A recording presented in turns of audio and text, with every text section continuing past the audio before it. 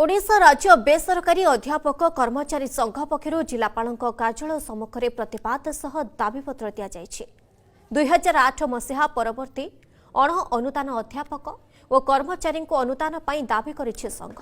एथिसह पुरीरू अधिकार यात्रार आरंभ करा जायछि। संघ पक्षर 2016 मसीहारू आरंभ करी आज जाए विभिन्न स्तर में आंदोलन सांबादिक सम्मिलनी जिलापाल माध्यम दाबीपत्र प्रदान करा जायछि। एजावत दाबी पूरण होई नथिबारु एही अधिकार यात्रा राज्यर विभिन्न जिला परिक्रमा करी आसंता 29 तारिख में नवीन निवास जाई मुख्यमंत्री को दाबीपत्र प्रदान करिवे।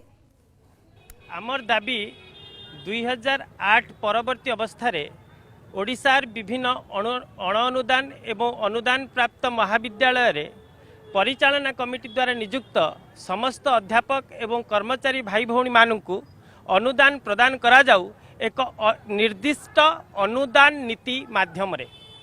तेबे आज आमे आम आंदोलनर द्वितीय पर्याय रे पूरी बड़दाण्डरू अधिकार यात्रार शुभारंभ प्रभु जगन्नाथंकर आज्ञामाल आनी आरंभ करिछु एवं एही यात्रा ओडिशार कोण अनुकोणरू 23 तारिख रु 26 तारिख मध्य आरंभ होई 29 तारिख दिन कटकर फुलनखरारू भुवनेश्वर नवीन निवास पर्यंत जाई मुख्यमंत्री को आमर दाबीपत्र प्रदान करिबु।